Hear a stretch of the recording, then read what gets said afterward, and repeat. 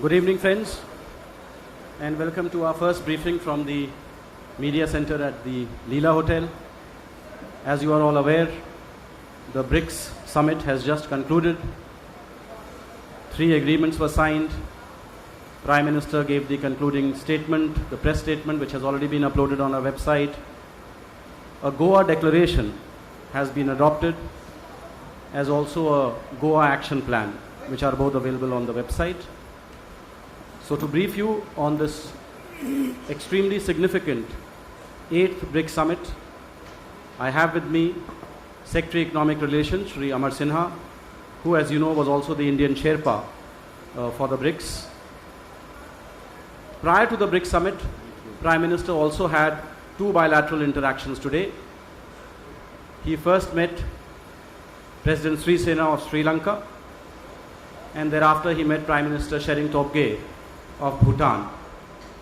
So I thought I will first give you readouts of these 2 bilaterals that took place in the morning of today, and then I'll pass on to Secretary ER to give you our perspective on the BRICS Summit, what were the main deliberations all about, what were the highlights, and what from our perspective have been the significant achievements of this very important diplomatic outreach event.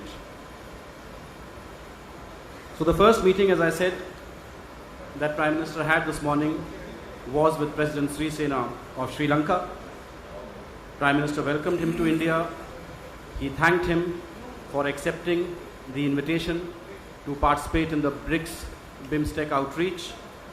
He said the participation of all leaders of BIMSTEC will give new strength to BIMSTEC and to exploring synergies with the BRICS countries. The Sri Lankan President said he was very happy to be in India once again. He said this is another occasion when the bonds between India and Sri Lanka are further strengthened. He alluded to the long-standing relationship between the 2 countries. Thereafter, the 2 leaders reviewed the development, cooperation and partnership between India and Sri Lanka.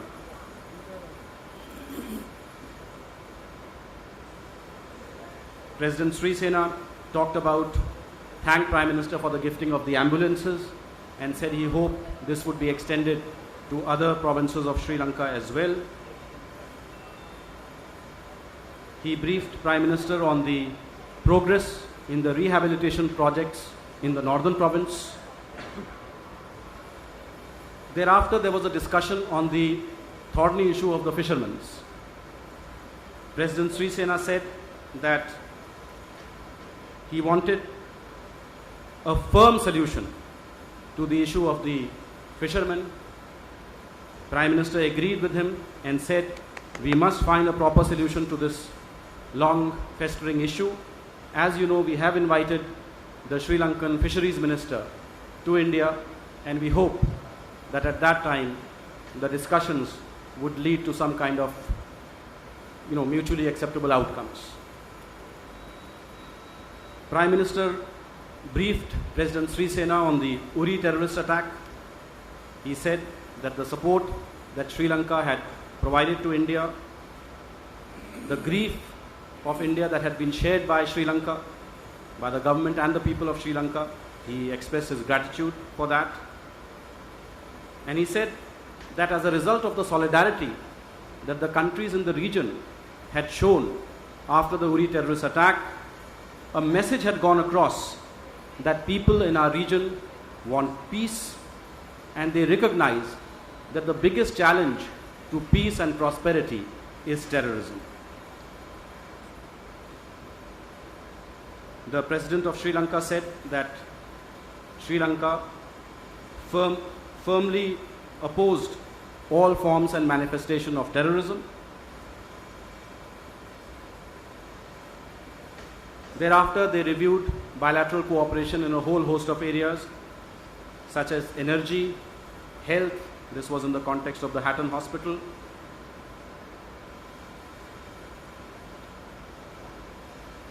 the Sri Lankan President thanked Prime Minister for all the projects that India is implementing in Sri Lanka. And I think that really was, the broad framework within which the discussions were held. Turning now to the meeting with Prime Minister Tshering Tobgay of Bhutan. Prime Minister began by welcoming him also to Goa, said that Goa itself is not a new city for Prime Minister Tobgay. He had been here apparently last November. He then conveyed his greetings to His Majesty, Her Majesty and the royal family of Bhutan. The Prime Minister of Bhutan reciprocated by saying that the King of Bhutan had conveyed his warmest wishes to Prime Minister Modi. Thereafter, he said that the people of Bhutan, the people and the government of Bhutan were deeply concerned at the deteriorating security situation in the region caused entirely on account of terrorism. He said that terrorism in all its forms is unacceptable, but cross-border terrorism, and he specifically used the word cross-border terrorism, is truly the worst form of terrorism. He said that the whole region and the international community had stood with India in the aftermath of the Uri terrorist attack, and Bhutan stands shoulder to shoulder with India. In particular, he praised Prime Minister's leadership on this issue, both diplomatically and on the ground. He then conveyed his appreciation for Government of India's assistance, which is touching the lives of every Bhutanese. In this context, he referred to the 84 big projects that are being implemented with Indian assistance and the 595 small development projects, which he said had reached every village and town of Bhutan. He very fondly recalled Prime Minister's own visit to Bhutan and said that the people of Bhutan were deeply touched that Prime Minister Modi had chosen Bhutan to be the first country for an overseas trip after he became Prime Minister. He talked about 2 or 3 projects that had been announced during Prime Minister's visit. He said the e-library project is going very well and 72 schools had joined that project. He praised the initiative to double the number of Nehru Wangchuk scholarships, which had now enabled young Bhutanese to access some of the best educational institutions in India, and the foundation laying ceremony of the Kolangchu hydroelectric project, which is now being implemented as a joint venture. He talked about the 3 mega power projects with a combined capacity of 3,000 megawatts, which are being implemented in Bhutan. Prime Minister thanked Prime Minister Tobgay for the very strong support that Bhutan had rendered after the Uri terrorist attack, as also the solidarity shown in relation to the SAARC summit.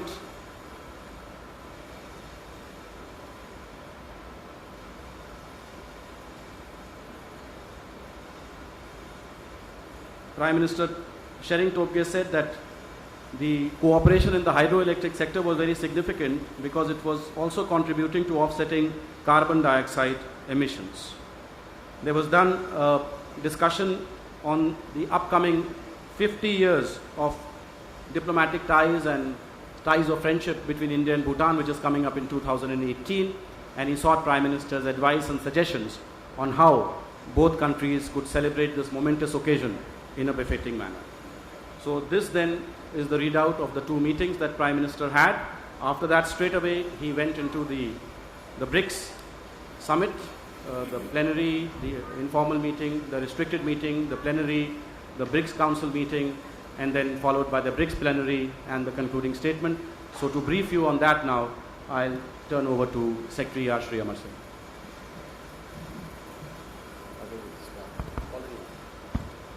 Good evening. Well, thank you for being here. I'm surprised that all of you reached here before the Prime Minister. We thought that all the roads were blocked. But as he has briefed, it started with the customary informal dinner yesterday, where all the BRICS leaders met. This was at the other hotel. And basically the main BRICS engagements were today, starting this morning. I could give you an overview of what was the general sentiment of the leaders. First, of course, that there was a convergence of view, and all of them shared a common vision and wanted joint and creative actions to convert this common vision into reality. This was more or less the theme of what each leader stated.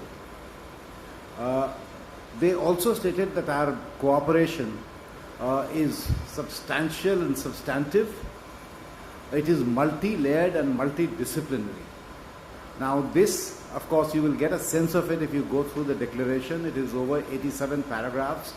It covers just about the entire range of issues that the world faces, whether it is global hotspots, terrorism, growing radicalization, challenges to continued economic growth. And in fact, one of few leaders accepted that what was the strength of BRICS at right now, even BRICS countries are facing certain challenges.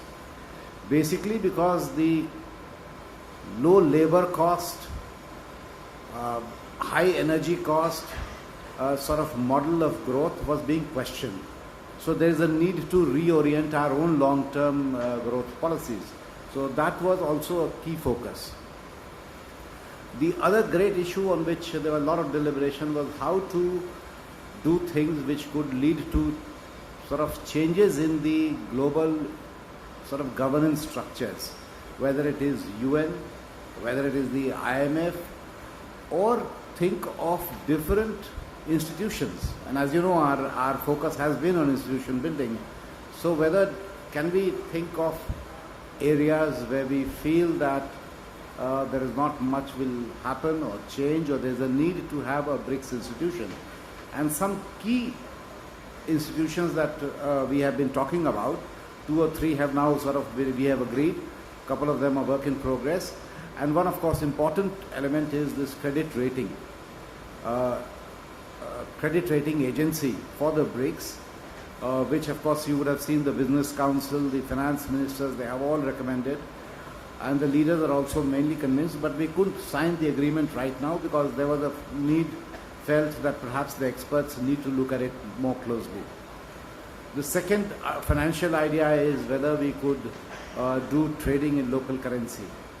Now, BRICS Bank has made a start. It raised its first sort of capital in renminbi through renminbi bonds.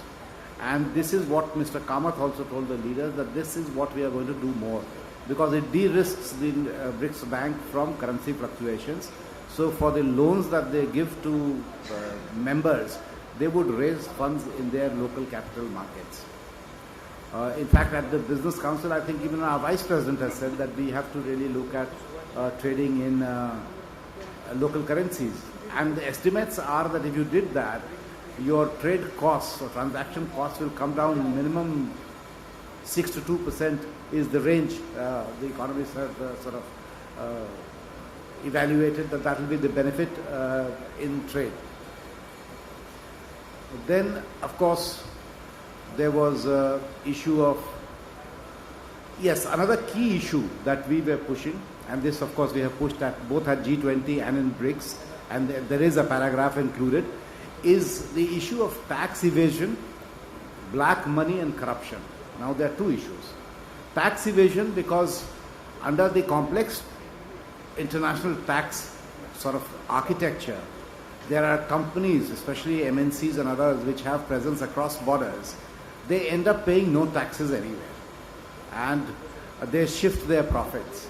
So one of the key ideas is that the taxation, and the BRICS leaders have agreed that the taxation should happen at the point where the activity takes place, not where perhaps their registered headquarters are, or where their main subsidiary is, or the holding company is, because that is one way of sort of evading taxes, and there are companies which are not paying no taxes anywhere. So that is something we would like to capture in terms of generating the financing for development. And actually there are studies which have proven that this type of tax evasion far exceeds the developmental finance that developing countries get raised annually. And there are studies which have established this. So that is why this was the key thing. Second, of course, and this is a problem faced by all BRICS countries, that both people who are needed for corruption or white-collar crimes or tax evasion have fled. They have to be brought back. And along with that, the assets and the money that is parked in safe havens needs to be brought back. So tax evasion, black money, and people who are needed for corruption cases, etc.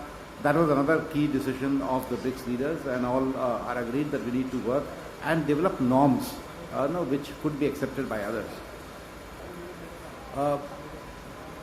BRICS leaders also did, of course, there was an agreement that we are emerging as a strong voice on emerging challenges.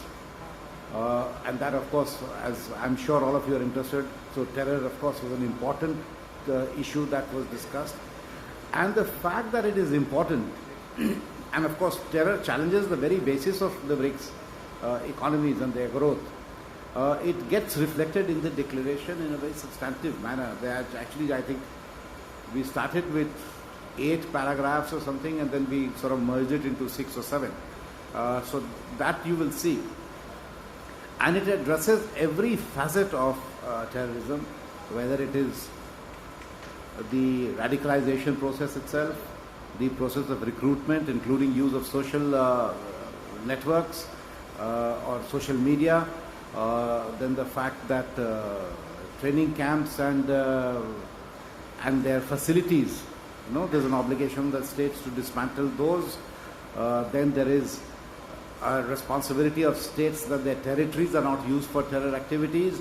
So all these key ideas on terror, including cutting down their funding, their weapon supplies, etc., it has all been captured in these 4 paragraphs. I would urge that please go through it carefully.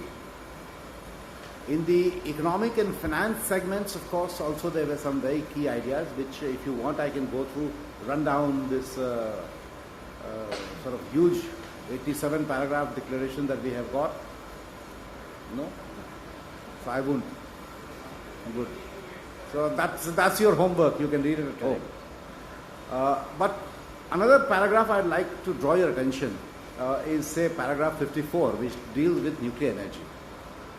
Now, of course, many of you, at the back of your mind, I know your question you have. But what it recognizes here, that nuclear energy will continue to play a significant role for some of the BRICS countries in meeting their 2015 Paris Climate Change Agreement. That is idea number 1. Idea number 2 is that we also underline the importance of predictability in accessing technology and finance for expansion of civil nuclear energy capacity. Now, I have highlighted this for the same reason that these are the 2 ideas which has been guiding India's position. And so that has been captured here. So do have a look at that. So from our perspective, and of course, this is a joint document, so it will be wrong to say it's our perspective. From the perspective of the BRICS, these were the key ideas on all of us agreed. And obviously there were negotiations. Not everybody starts on the same page. But eventually we all came around agreeing that these are the key challenges and we have captured it. Of course, there are many more. There were regional issues because Brazil would have issues from Latin America, South Africa brought in issues from Africa. So we tried to bring it to the sort of on those common grounds where all of us had some concern. So Middle East and Palestine figures very prominently here among the hotspots around the world.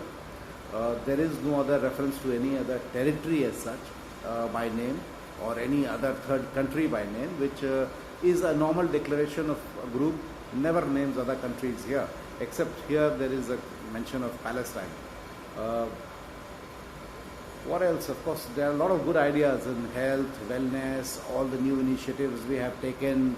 Then along with it is a compendium which is called the Goa Action Plan. And the Goa Action Plan has 2 aspects, things that we have already done, things that we are yet to do because we still have 2.5 months of presidency, and the key chairman's initiatives, because each chair has this sort of right to initiate good ideas. So there are lots of them. In fact, today, another one was agreed by all the leaders, and perhaps that may be added to the action plan, and this was the Prime Minister announced it, that we will have a high-level meeting on traditional medicine. And this is basically because at least 3 or 4 countries have systems of traditional medicine which have been forgotten.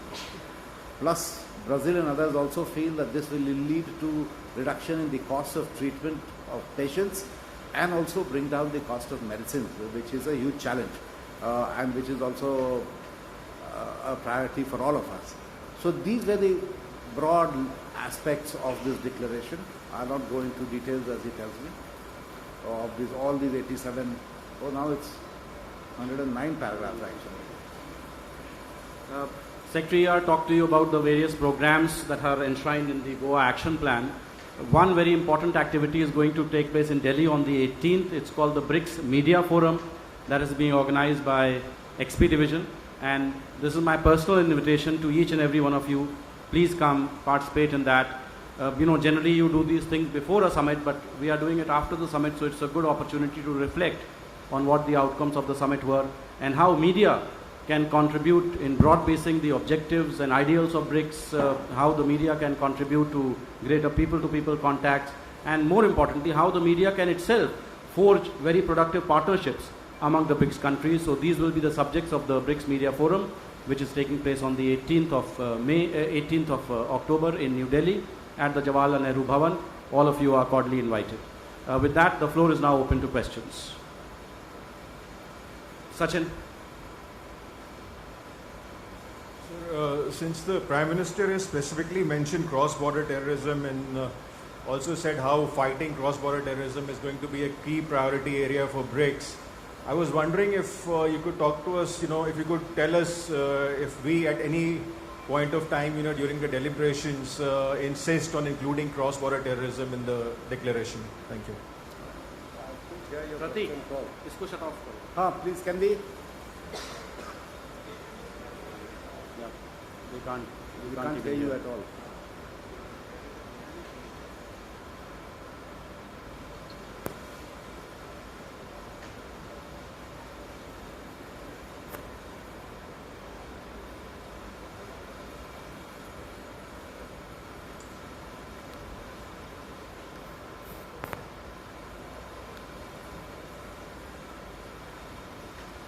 Somebody is shutting it off? Yeah, because the noise is just too much. We can't.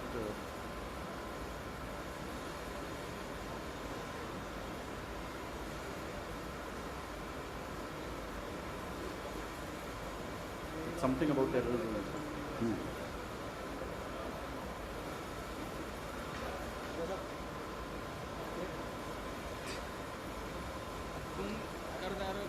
Try again, hold the mic closer to your face. Sir, I was just trying to ask you if at any point of time during the deliberations for the Goa declaration, we insisted on including cross-border terrorism in the declaration, also considering the Prime Minister specifically mentioned the issue today and said that it was going to be a key priority area for BRICS. Thanks.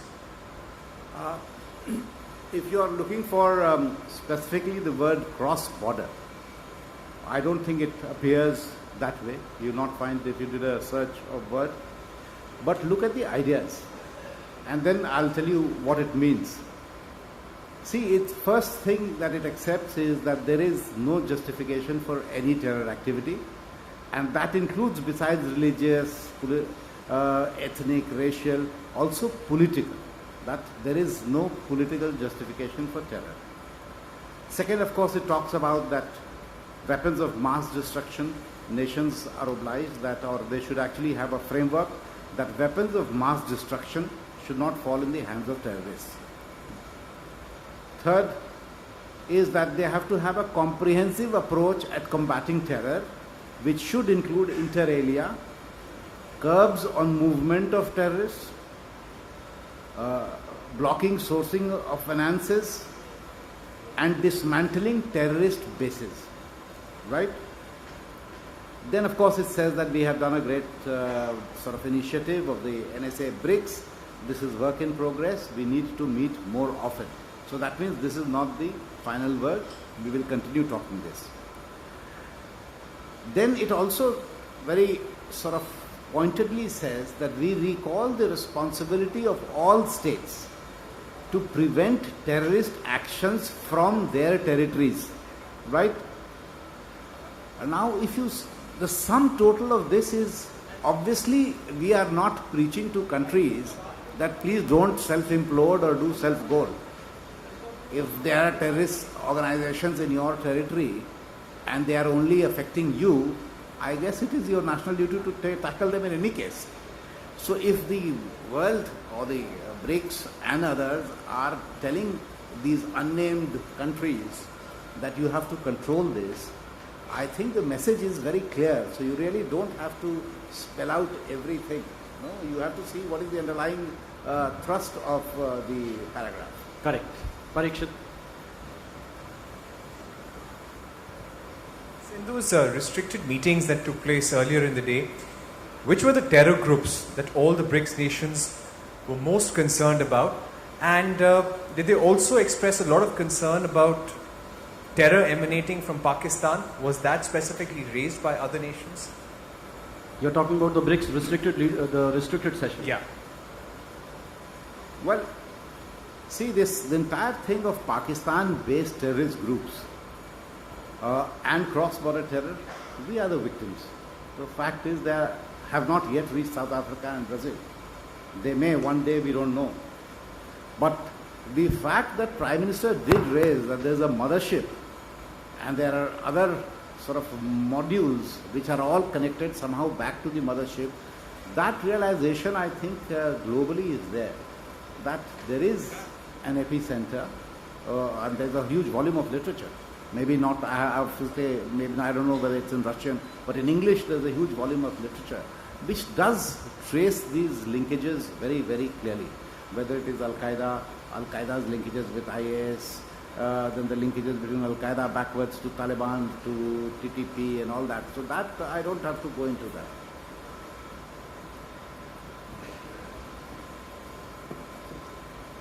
that. And here, of course, BRICS have also actually called upon that we should get this comprehensive convention on international terrorism in the UN General Assembly without any further delay. So that's also a huge step forward. At least 2 UN Security Council permanent members are endorsing it now. Yeah, at the back. Jain, you are also interested? Okay. Everybody will get a chance, don't worry. So, given the fact that there was so many strong statements made by the Prime Minister today on terrorism, can you hear me better? ये नहीं बंद नहीं हो सकता ये प्रतीक. This cannot be stopped. Oh, Okay, Charu.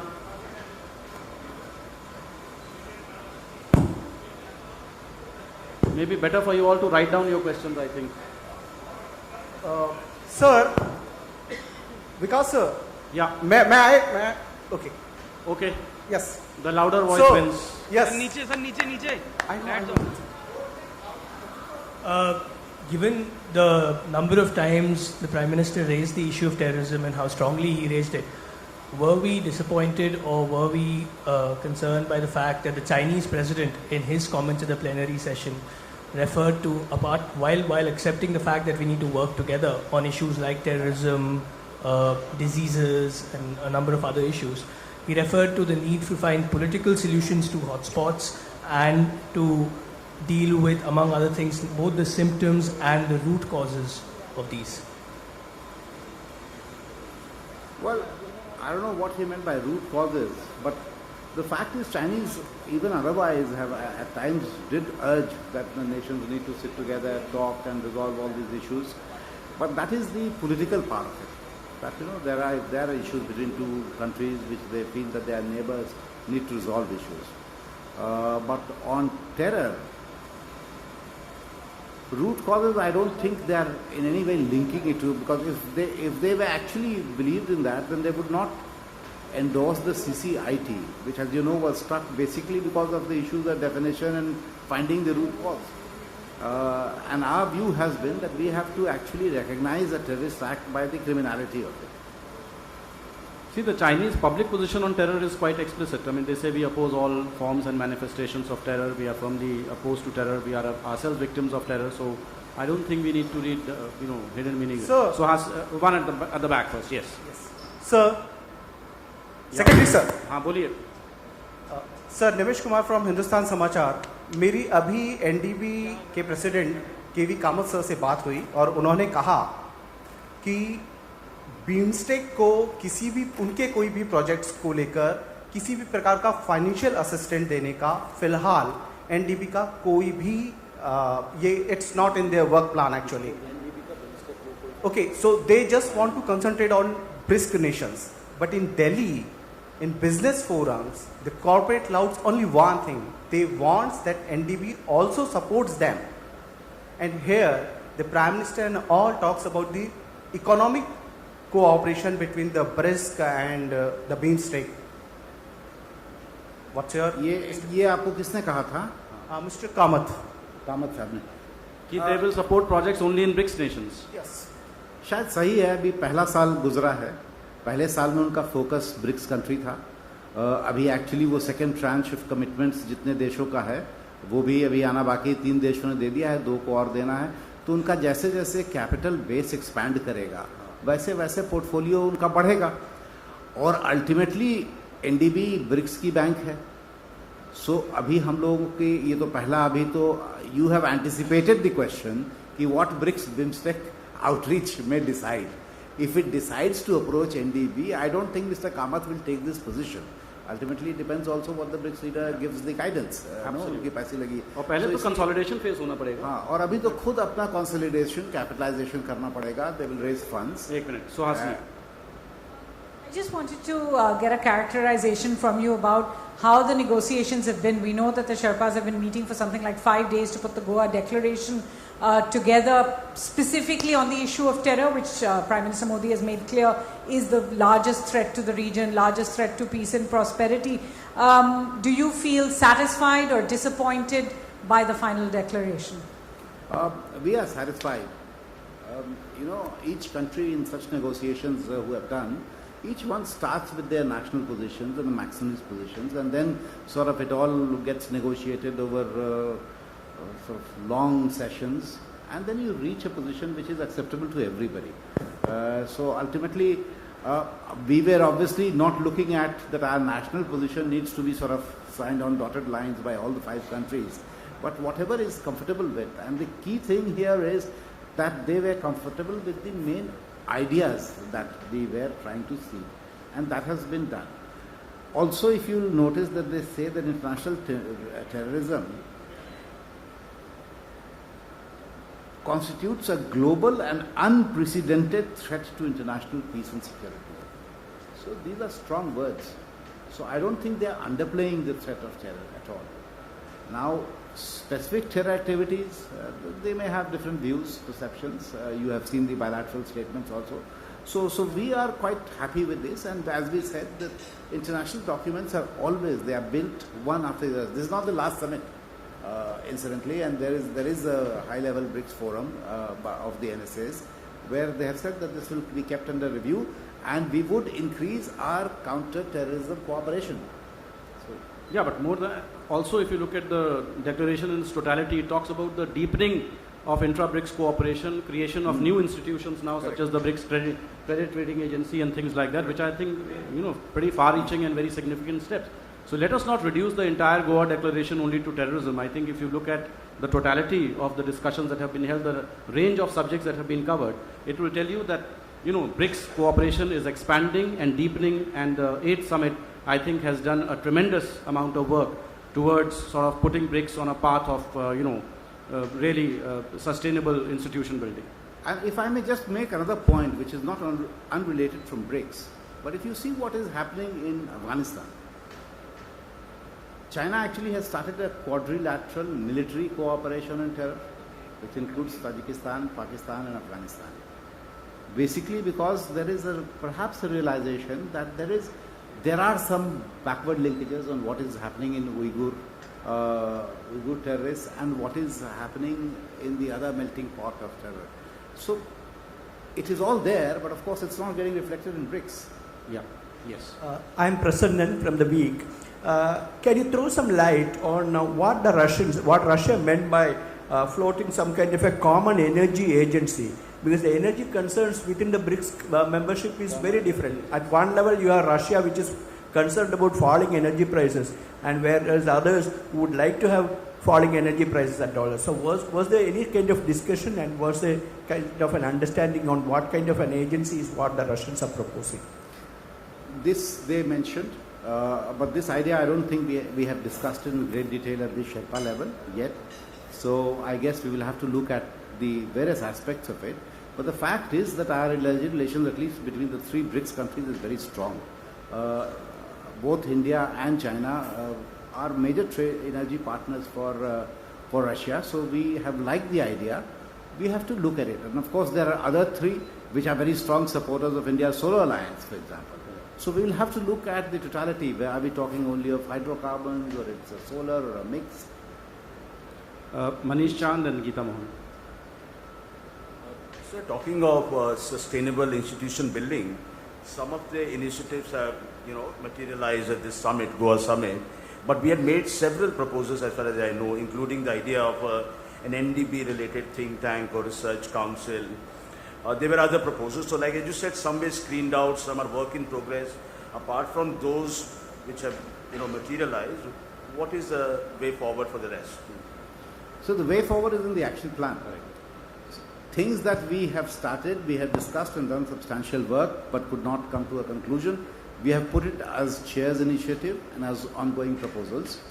Sometimes, perhaps either countries are overwhelmed or they want to sort of phase out outcomes.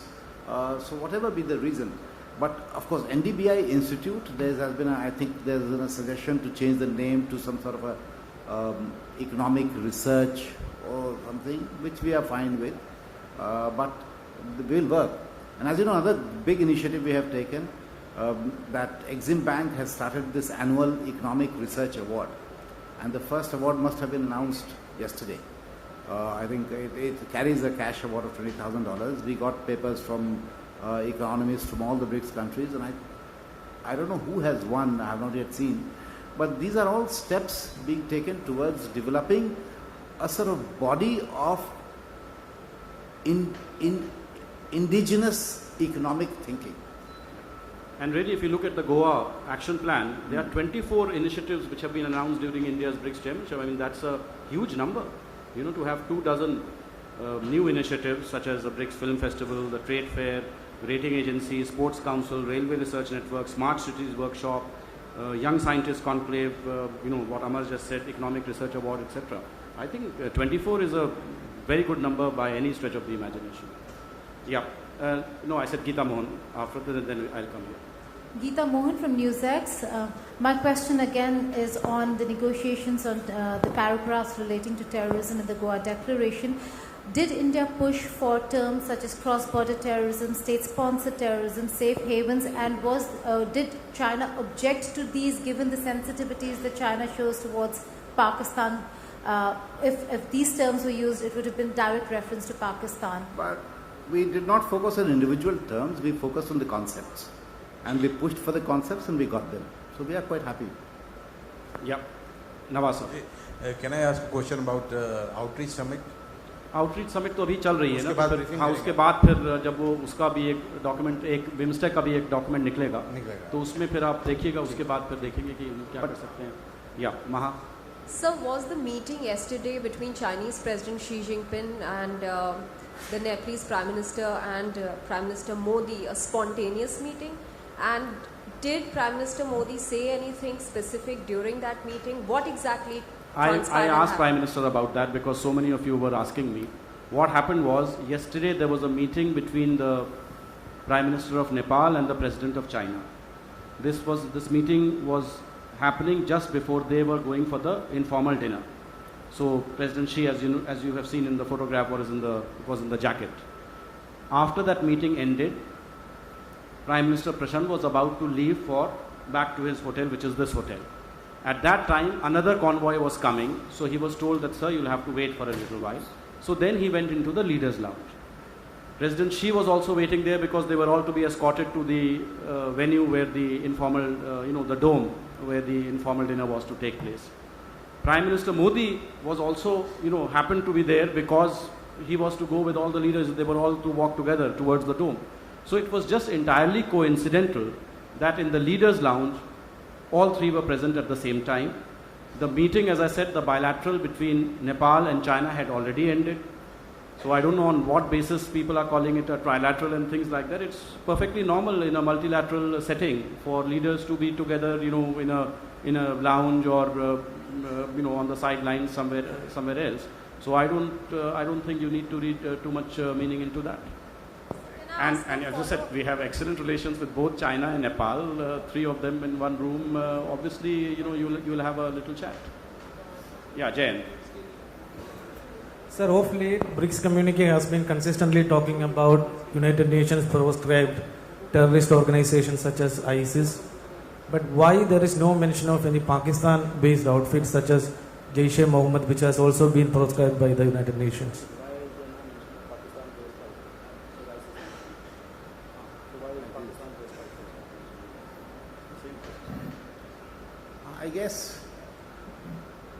I guess it doesn't concern them really, all the BRICS. It affects us. Those Pakistan-based outfits are also focused on India in terms of their activities.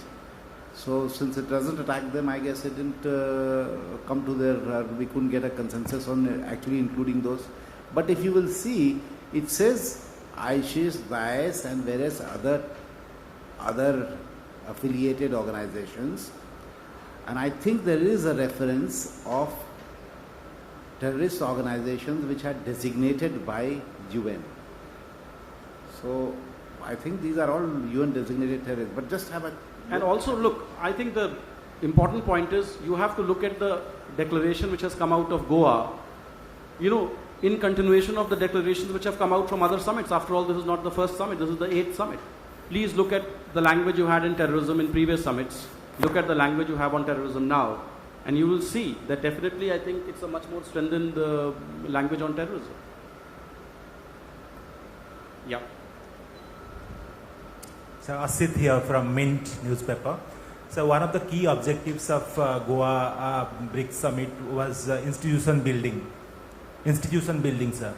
So the focus was on the BRICS credit rating agency. The fact that the leaders didn't sign the agreement, do you think that's a disappointment? And why it happened? No, that was one of the institutions. We had also talked about, actually Prime Minister's first initiative was on the Agricultural Research Network Institute, which has been signed. Then of course there was also an MOU on customs cooperation that has been signed. Third one, which was on NDB and various Exim banks, which was ready. But I think one of the member states, their legal procedures for signature could not be sort of approved. That's why we dropped it only today, actually, from the list. Otherwise, that would also have been signed. And we are hoping that by next summit or even before, there would be decisions on some of the others. Credit rating agency actually is now included in action plan because after much discussion, it was decided that experts perhaps have to you see, every credit rating agency has to have credibility, and credibility and access to absolutely dependable data. So these two things the experts are to look at. What is it that we invest into an institution which lacks credibility doesn't help. So that is why I think they thought that it's good to spend more time trying to refine this concept. Tripti? With so many countries throwing their weight behind us in condemning terrorism and Bhutan standing shoulder to shoulder with us, Sri Lanka supporting us, what stops us from using a gunshot approach? Why do we just limit ourselves to using phrases like motherhood or mothership of terrorism and using veiled references? No, what are you saying? I mean, full frontal. Sorry, why are we using veiled references to a country in our neighborhood? Why don't we just... Because that's the way diplomacy is conducted. Devi Rupa. So again on terrorism, in the closing statement by the PM, he made a statement that we also agree that those who nurture, shelter, support and sponsor such forces of violence and terror are as much threat to us as the terrorists themselves. Can you explain, I mean, how was this sentiment reflected in the joint declaration, and which other leaders talked about it in their various sessions? Once again, I think he didn't hear it. So this sentence in the closing statement by the PM, where he said, we also agree that those who nurture, shelter, support and sponsor such forces of violence and terror are as much a threat to us as the terrorists themselves. So how is this reflected in the, how is the sentiment reflected in the declaration, and what the other leaders talking about? But when you are asking countries to stop terror bases, you are acknowledging that terrorism is the greatest threat. You are asking them also to stop radicalization, to have controls on recruitment. I think that is precisely, it's just worded differently. PM said it as the injured party, because India is the biggest victim. They perhaps put it in more neutral terms, but the ideas are exactly the same, that this is states which sponsor terror in any way or promote terrorism need to be sort of dealt with differently. Please see para 59 of the Goa Declaration. Yeah. I'm Sandeep Phukan from NDTV. If other questions on terrorism are over, just please, thank you very much, because I was wondering whether it is BRICS or it is Beatrix. So I wanted to ask Mr. Sinha, your 3 takeaways, because the credit rating agency was supposed to be this big ticket announcement, which for whatever reason didn't happen. So your 3 takeaways from the BRICS 2016 in terms of economy and finance. What are the 3 big takeaways?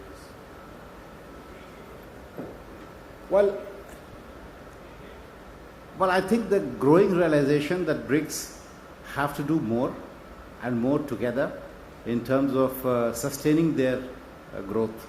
You see, because there are at least 2 member countries which did see negative growth or zero growth. So there was a realization. And this was actually even articulated by the Chinese president. Of course, we said that the growth itself has been weak, because ultimately that is the basic starting point of BRICS as big economies. So it is key that we have to maintain. Flowing from that, there was also a realization that BRICS have to do more within itself to support each other's growth, both whether it was the contingency reserve that we had last year, or now, as Prime Minister mentioned, that we need to really look at doubling our trade in the next 3 or 4 years, from $250 billion to $500 billion, and also kickstart economies which are suffering with intra-BRICS investments. Both FDIs as well as use of NDB funds in BRICS. So these were the 3 key ideas, that realization that we have to work long term. I think we'll have to close the press conference. Okay, I'll allow one question because we have to go for the plenary now. Is there a sense that of a lack of consensus on some of these ideas, particularly a free trade agreement? The Chinese president kind of pointedly said that protectionism, some countries are getting more inward looking in their policies, and protectionism is rising, and the forces against globalization are an emerging risk. And it seems South Africa and others have reservations on Chinese positions. On FTA? On FTA and others, integration. FTA was something that I actually read only in the report that China has suggested in FTA. It was never on the table really on the official agenda of an FTA of BRICS. Because each one is negotiating, I think, different instruments of global trade.